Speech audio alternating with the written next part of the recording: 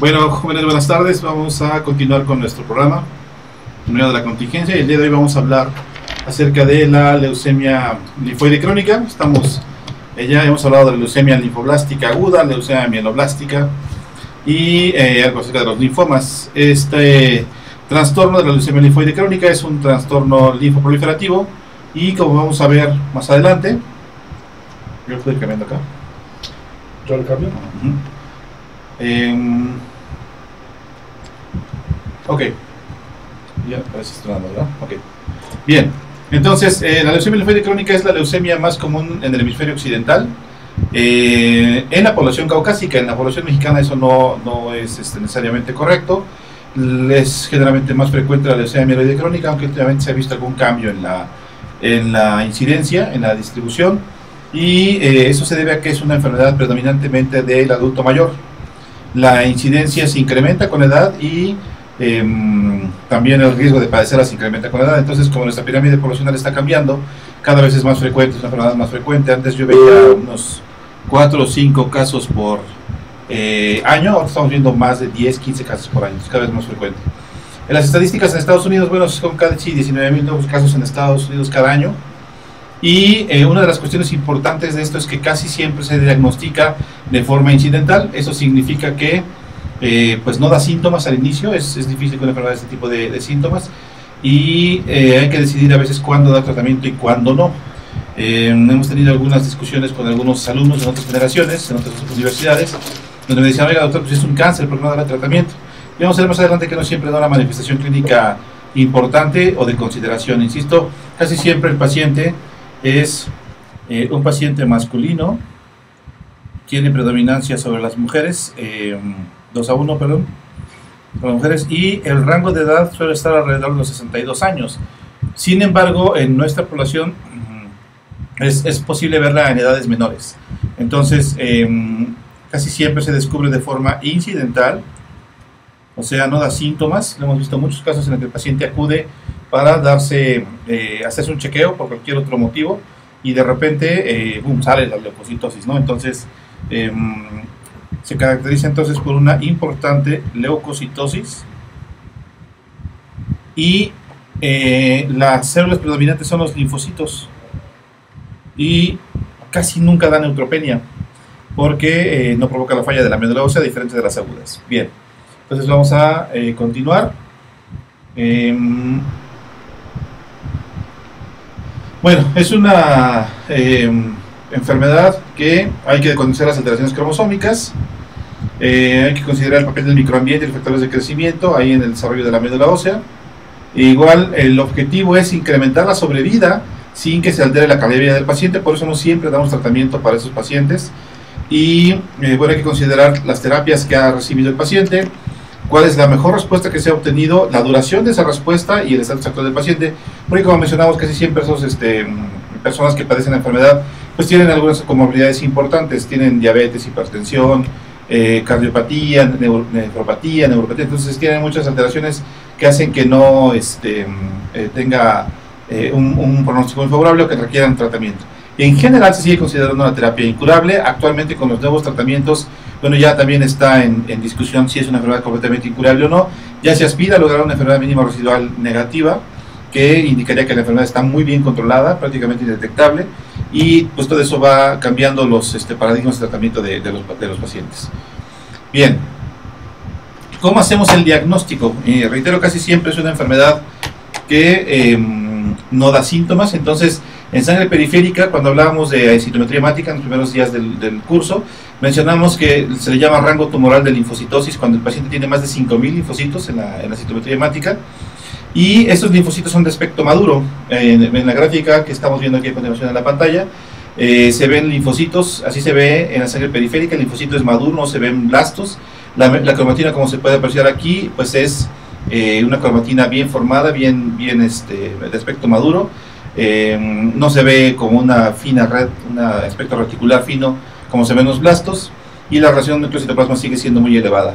Y cuando hacemos el estudio del inmunofenotipo, que es fundamental para hacer el diagnóstico, vamos a ver que expresan CD5, CD19, CD20, CD23, y pueden tener una expresión baja de hemoglobina de superficie, A veces no expresan de forma tan importante CD20 y pueden expresar también CD79B.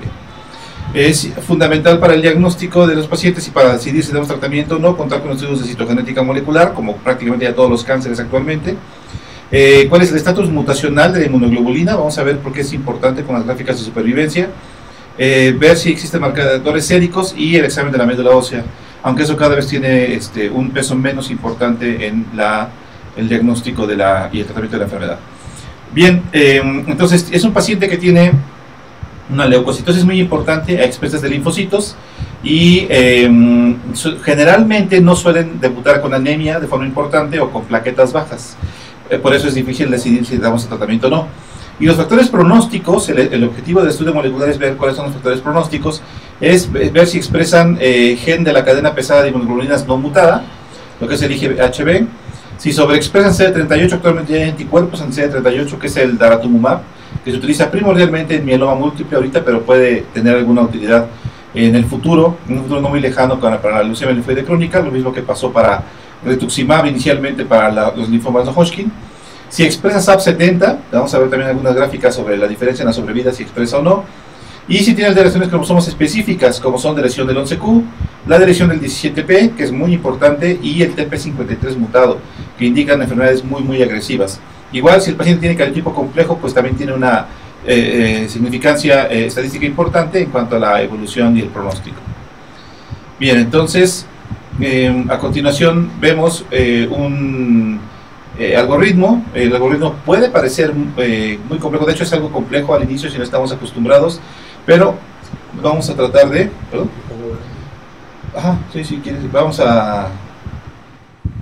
entonces, como podemos ver el algoritmo, el tratamiento va a depender mucho de cuál es la alteración citogenética con la cual debuta nuestro paciente y sobre todo la etapa clínica en la que se encuentra. Para la etapa clínica vamos a ver a continuación las estratificaciones tradicionales, que le llamamos tradicionales, que están las etapas de Ray y Binet. Entonces, como pueden ver en la gráfica, el sistema de clasificación del Dr. Canty-Ray da 5 subdivisiones. La 0 es cuando solamente tenemos una linfocitosis importante en la médula ósea y en la sangre periférica. La etapa clínica 1 de Ray hay la leucocitosis con la linfocitosis y algunos ganglios inflamados. La número 2, la etapa de Ray 2, es linfocitosis con crecimiento del hígado o del vaso. La número 3 es linfocitosis con anemia, con una hemoglobina menor de 10. Y la etapa Ray número 4 es linfocitosis con trombocitopenia. Entonces, el paciente cuando tiene trombocitopenia es la etapa clínica más avanzada. Son muy parecidas a las etapas de Binet. En la etapa de Binet, generalmente tenemos menos de 3 grupos de ganglios inflamados con hemoglobina mayor de 10 y plaquetas mayor de 100.000, ¿no? Que, o sea, no tenemos ni trombocitopenia severa ni anemia importante.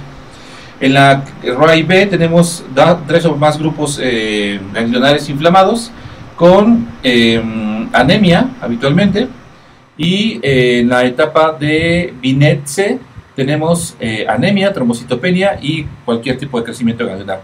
Pues como pueden ver son muy similares, sobre todo las etapas más avanzadas coinciden en que ambas tienen trombocitopenia sobre todo.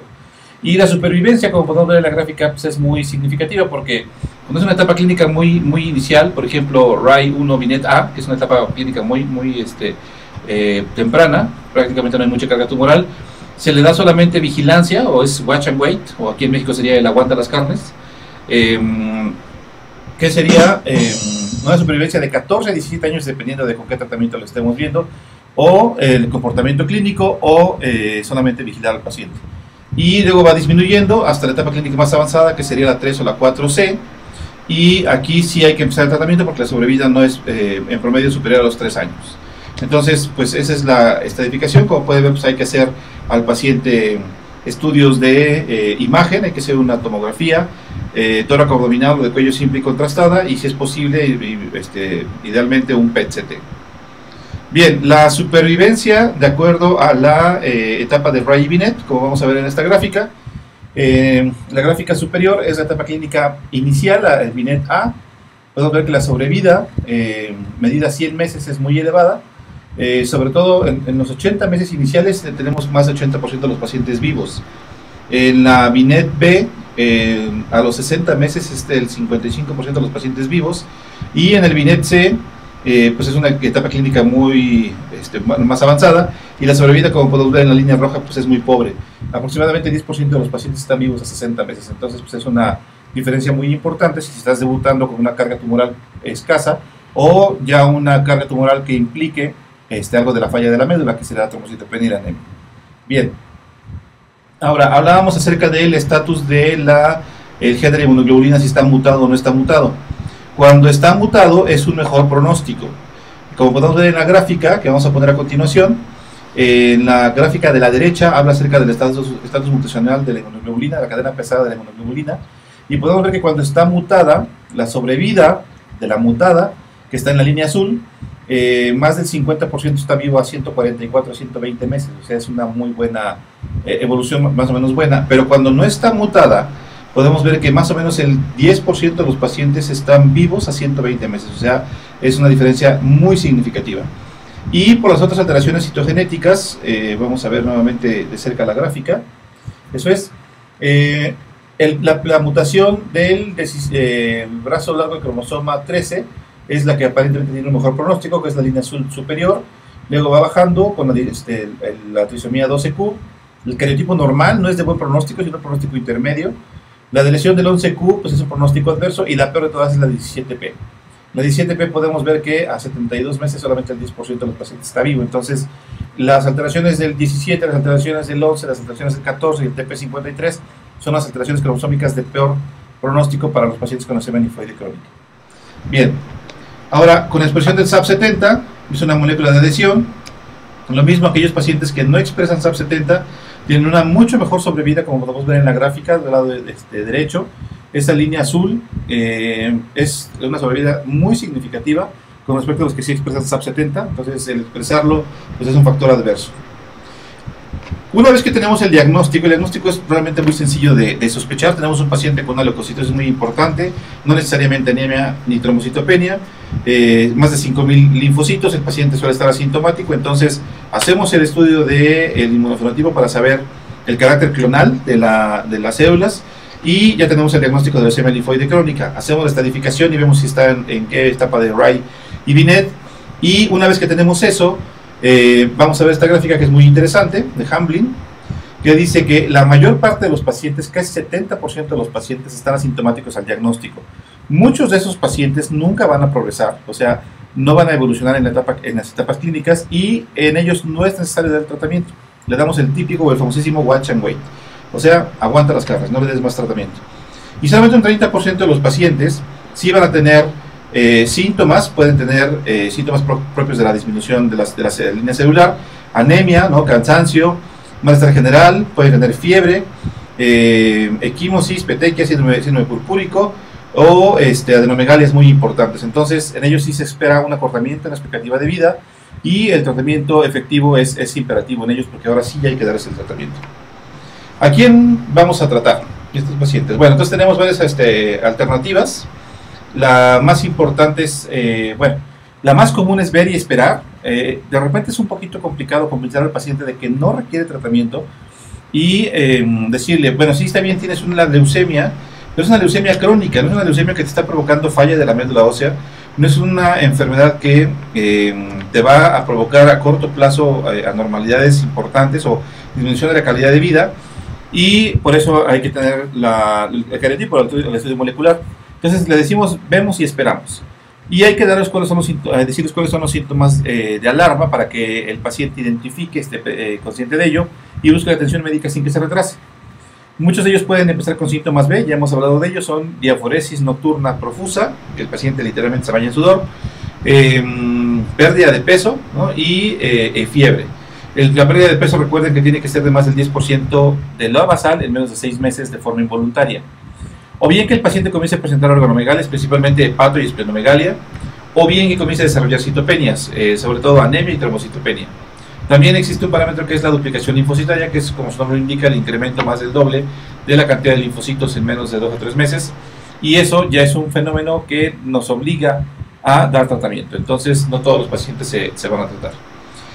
Bien, esta es una de las enfermedades que más ha evolucionado en los últimos años. Ha habido un despegue muy importante respecto al tratamiento, y vamos a dividirlo en terapias de primera línea, y básicamente porque el tratamiento de segunda línea pues, es un poquito más complicado, no es el objetivo de la clase, básicamente que conozcan esta cuestión de la leucemia linfática crónica, que es cada vez más frecuente. Entonces tenemos como primera instancia, primera línea, a la fludarabina más inmunoterapia, a la bendamustine más inmunoterapia, clorambucilo con combinación de quimioterapias que puede ser ofatumumab u obinutuzumab, el ibrutinib, y tratamientos para 17-20p53, que básicamente sería venetoclax o hidralizib. Bien, entonces fludarabina más inmunoterapia. La fludarabina es un análogo de nucleócido y se combina con rituximab, que es un anticuerpo anti-CD20, el primer anticuerpo anti-CD20. En la combinación de estos medicamentos se llama FR, y puede darse también con ciclofosfamida, que sería FCR. Y los tratamientos son efectivos. El único problema es que suelen ser algo agresivos. Aquí le cortamos tantito. Bien, entonces fludarabina, análogo de nucleócido, con rituximab, que es un anticuerpo monoclonal anti-CD20, que puede darse también con ciclofosfamida. El esquema se llama FCR. Pues demuestra eficacia en el tratamiento. El problema es que es algo agresivo, y los pacientes con comorbilidades o de mayor edad de repente no lo toleran. Es demasiado tóxico y es más peligroso en este caso dar el tratamiento que no darlo. En la gráfica podemos apreciar, sobre todo en la inferior izquierda, podemos apreciar cómo aquellos pacientes con esta combinación de medicamentos pues es mejor, ¿no? Dar el tratamiento comparativamente con no darlo. Ok, luego tenemos perdón, aquí está bendamustine. Bendamustine es un medicamento que se utilizó hace muchos años, ya varias décadas, es un tranquilante, y después se dejó de utilizar, y luego vino un resurgimiento de este medicamento. Bendamustine actualmente es muy útil para el tratamiento de los linfomas y de la leucemia linfóide crónica.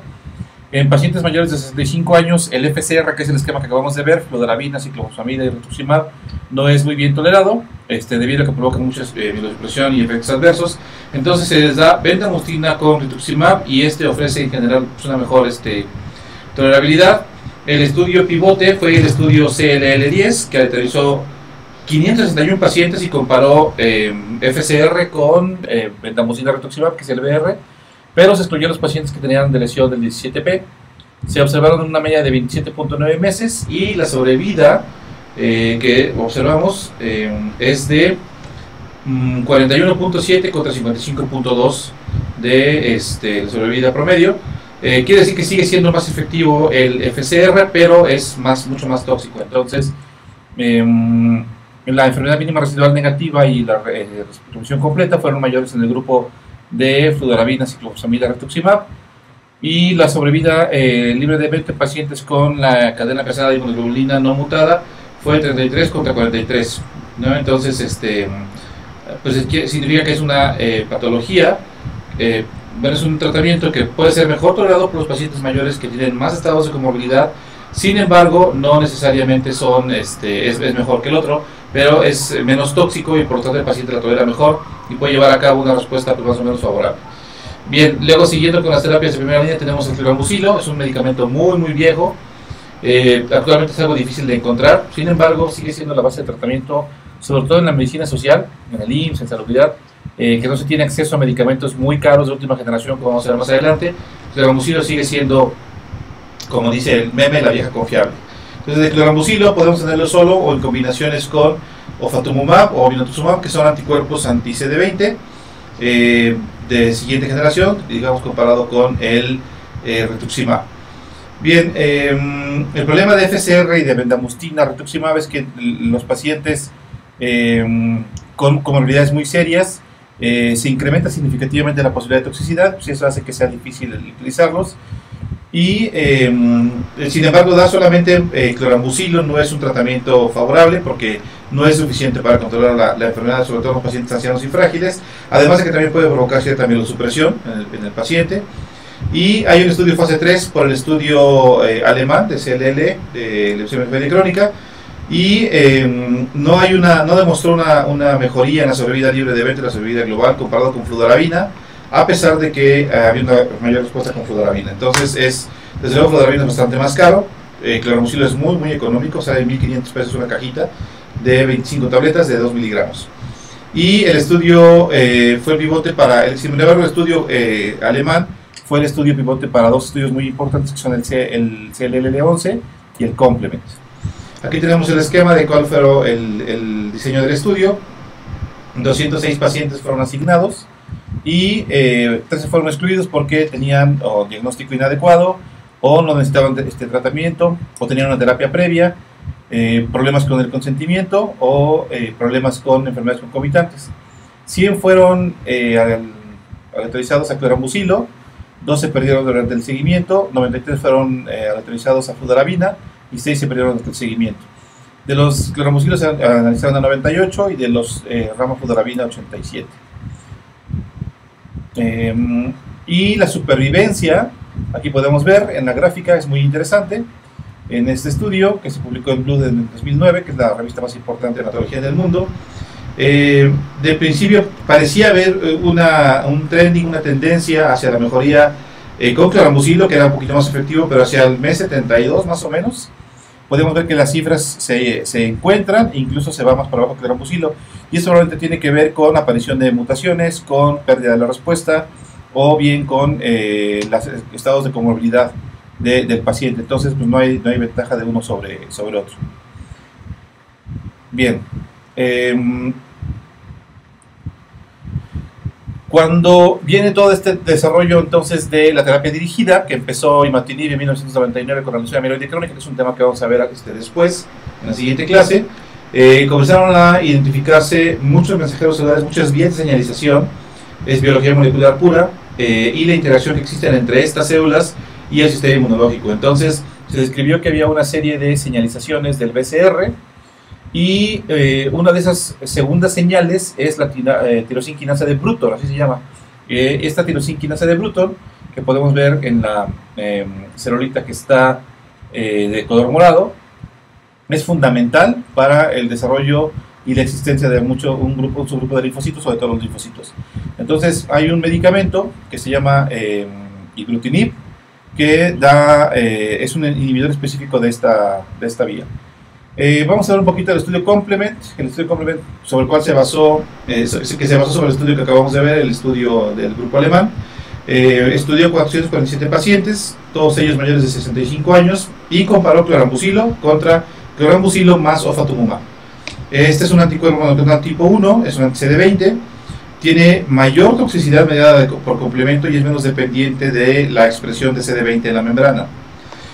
Su media de seguimiento fue de 28.9 meses y su sobrevida libre de progresión 13.1 para cloramucilo contra 22.4, o sea, casi el doble de seguimiento. Y la tasa de respuesta global, comparada a la combinación contra monoterapia, pues fue de 82 contra 69%, y la respuesta completa fue de 14 contra 1%. Entonces, como pueden ver, el grado de respuesta es muy bueno. Sin embargo, una respuesta eficaz, duradera, es muy poco probable que se logre. En esta combinación solamente fue del 14%. Esta es la gráfica del estudio del Complement. Podemos ver cómo se abren las curvas después del mes 8. Comienzan a abrirse, que es ofatumumab más cloramucilo contra cloramucilo solo, y esa diferencia más o menos significativa se mantiene hasta el mes 48 aproximadamente. Luego tenemos el otro estudio, que es el CLL11. Ese comparó a 781 pacientes vírgenes de tratamiento, y los realizó 1-2-2 a cloramucil con rituximab o cloramucil con obinutuzumab. El obinutuzumab es otro anticuerpo tipo 2, anti-CD20 también, tiene mayor capacidad de citotoxicidad mediada por células y mayor actividad fagocítica.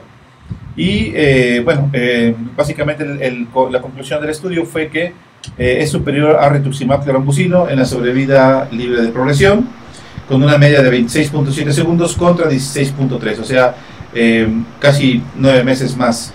Ahora, uno de los problemas que tenemos en hematología y en oncología en general es que estamos viendo diferencias de respuesta de meses, no de años. En un paciente, porque lo he vivido en carne propia en la familia, en un paciente que vemos que un medicamento confiere ventaja de 3 o 4 meses o 9 meses o incluso 12 meses con respecto a otro, es pues es una muy buena alternativa, porque le estás dando más tiempo de vida, generalmente con buena calidad de vida. Y para una persona que tiene un ser querido con estas enfermedades es un tiempo valiosísimo, porque debe estar más tiempo con ellos. El pero que se le pone en todas partes del mundo, y sobre todo un grupo de médicos aquí en México, que es muy, muy reconocido, es que no vale la pena el gasto, ¿no? Entonces yo creo que es una cuestión ética de muy difícil decisión. Pero por ejemplo, obinutuzumab cuesta 60,000, 70,000 pesos la ampulita, se requiere aplicar cada mes, al principio se tiene que poner 3 veces al mes, después cada mes. Rituximab sigue siendo un medicamento muy caro, 35,000 pesos. Ibrutinib cuesta 140,000 pesos la cajita, Venetoclax cuesta 133,000 pesos la cajita, y confieren beneficios de meses. Sin embargo, reitero, para un paciente que tiene la enfermedad, o para una persona que tiene un ser querido que tiene la enfermedad, esos 3, 4, 5, 9 meses, 12 meses de ventaja sobre el tratamiento previo son oro puro, porque te permite estar más tiempo con él. Bien, la respuesta completa en este estudio, comparando obinutuzumab contra rituximab, fue de 20.7, que es muy bueno, o sea, uno de cada 5 pacientes tiene una respuesta completa, contra solo el 7%, solamente el 7% de los pacientes con Rituxi, y la enfermedad mínima residual se logró en 37.7% de los pacientes contra 3.3%. En sangre periférica y en la médula ósea fue de casi 20% para la rama de obinutuzumab contra 2.6%. Entonces, en conclusión, obinutuzumab con clorambucilo es superior a rituximab con clorambucilo. La diferencia de precio también es significativamente más alta con obinutuzumab. De repente hay que tener un poquito de cuidado con los efectos adversos durante la infusión. Pueden tener algo de citopenias y algo de infección. Por eso damos profilaxis al paciente. Bien, y vamos a hablar acerca también de ibrutinib, que habíamos comentado. Es un inhibidor de la vía mTOR, de la tiraxa quinasa Bruton. Ibrutinib es una pequeña molécula que es disponible por vía oral, que es un inhibidor reversible de la tirosina quinasa Bruton. Inhibe vías de señalización e interfiere con el efecto protector de las células estromales. El estudio pivote para que se autorizara en casi todo el mundo es el estudio Resonate. Hay Resonate 1, Resonate 2, que comparó ibrutinib con clorambucil. Hay por ahí dentro de un grupo de mis colegas que expresan en forma irónica, no sin cierta ironía, que si tú quieres aprobar a tu molécula nueva para que le den la autorización, la FDA o EMEA en Europa, tienes que comparar esa molécula contra clorambucil. Tienen parte razón. Sin embargo, es innegable que muchas de estas moléculas han cambiado parte del panorama, no en todos los pacientes. Quedamos el 70% de los pacientes no requieren tratamiento inicial, pero ibrutinib también ha demostrado efecto no solamente en la leucemia linfoide crónica, sino en otras patologías. Entonces, en el estudio Resonate, comparando ibrutinib contra clorambucil en pacientes mayores de 65 años con sin tratamiento para su leucemia linfoide crónica, se les dio ibrutinib 420 miligramos al día hasta progresión, o clorambucil 0.5 miligramos por kilo, después puede haber, en cuanto hubo progresión en una de las ramas, que generalmente fue clorambucilo, se cambiaba hacia ibrutinib. Entonces, el punto primario de la investigación fue la sobrevida libre de progresión, y los puntos secundarios fueron la sobrevida global y la sobrevida libre de evento, el rango de mejoría hematológica y la seguridad del paciente. Y podemos ver aquí en la gráfica, bueno, pues es muy también evidente cómo ibrutinib pues es superior, sobre todo en la sobrevida libre de progresión. La P es muy significativa. No se ha alcanzado la media de sobrevida, no se ha alcanzado hasta hace algunos meses. En la sobrevida global, más o menos, hay cierta también diferencia. Es estadísticamente significativa. Los efectos adversos más frecuentes para el ibrutinib fueron diarrea, fatiga, tos y náusea. También se ha argumentado que ibrutinib puede unirse al factor de von Willebrand en la circulación y puede provocar cierta diátesis hemorrágica. Los pacientes en los que he tenido oportunidad de utilizarlo no han tenido ninguna complicación hemorrágica. Incluso una de ellas tiene una hepatopatía, como se espera en los pacientes de determinada edad o de mayor edad, y no ha tenido ningún evento hemorrágico, y se ha sometido a cirugía de extracción de piezas dentales que pueden ser muy con muchas complicaciones hemorrágicas. Luego tenemos los tratamientos para los pacientes con los peores pronósticos, que son habitualmente la de lesión del 17P y las mutaciones del P53. No ha habido un tratamiento importante que modifique significativamente la evolución de la enfermedad. Lo que sí se sabe es que generalmente tiene que incluirse ibrutinib en el tratamiento de estos pacientes. Si el paciente no puede recibir ibrutinib debido a que tiene algunas comorbilidades, tenemos otro par de ases bajo la manga. Uno es idelalisib, que es un inhibidor del PIK3, y el otro es venetoclax, que es un inhibidor del BCL2. Idelalisib me parece que nunca jaló aquí en México, no sé hasta la fecha si esté disponible, y venetoclax, que lo del laboratorio Savi, pues resultó ser un excelente tratamiento, pero yo nunca lo he utilizado en leucemia linfoide crónica, sino en leucemia mieloide aguda.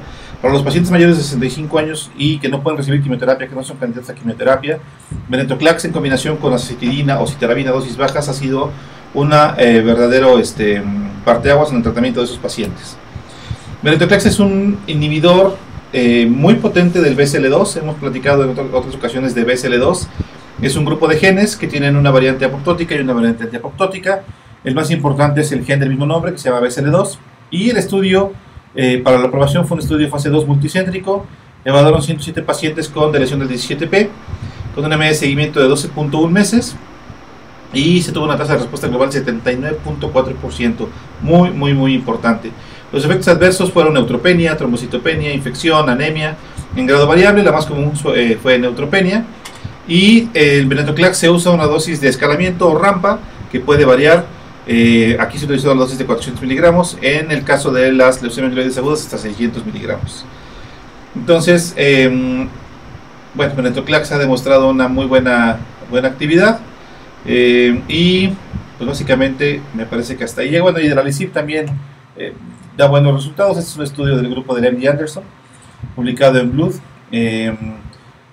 Básicamente entonces sería el tratamiento para la leucemia linfoide crónica. A manera de conclusión, me gustaría comentar nuevamente que es una enfermedad mucho más común en la población caucásica. Se le considera la anemia más frecuente en la población en el hemisferio occidental, pero en la población caucásica. En México no es tan frecuente o no era tan frecuente, pero la pirámide poblacional se va invirtiendo, entonces cada vez va a ser más frecuente. Suele ser asintomática en la mayoría de los pacientes, se descubre incidentalmente durante un chequeo o una citometría hemática por cualquier otro motivo, y la manifestación más importante indispensable es linfocitosis mayor de 5000, el rango tumoral de linfocitosis. Puede o no acompañarse de anemia y trombocitopenia, casi nunca de neutropenia, y para decidir si el paciente recibe o no recibe tratamiento hay que estadificar. Las estadificaciones se hacen con la clasificación de Wright y Binet, y la categorización del riesgo de acuerdo a la citogenética, que incluye alteraciones del 17P, el estado mutacional de la cadena pesada de las inmunoglobulinas, si está mutado es preferible a cuando no está mutado, y de las mutaciones del P53. Tenemos desde las etapas más ligeras, o digamos menos agresivas de tratamiento, que incluye fludarabina, rituximab. Incluso hay algún estudio que tuvo una respuesta muy elevada, casi del 100%, que incluye metilprednisolona con rituximab, que es un tratamiento pues no tan caro, prácticamente inocuo, no es agresivo, no implica nada de quimioterapia, que da muy buenos resultados. Clorambucil, obinutuzumab, ofatumumab, ibrutinib, venetoclax, y luego ya vienen los tratamientos de segunda línea, que pueden ser combinaciones de varios medicamentos que escapan del objetivo de la clase, pero pues hay mucha literatura al respecto. Entonces, por favor, si ustedes en su práctica clínica en el futuro llegan a ver un paciente estable, mayor de 60 años, 65 años, incluso puede ser menor, pero que tenga una linfocitosis muy importante, inmediatamente referir a hematología para que se haga a cabo el diagnóstico. Y el diagnóstico se requiere el estudio de médula, idealmente, si no, no es indispensable, pero sí hay que hacer el inmunofenotipo para demostrar la clonalidad de las células. Pues muchas gracias, y en la próxima clase, que ya nos faltan pocas, vamos a ver leucemia mieloide crónica y mieloma múltiple. Saludos y buenas tardes. ¡Fuchi, caca!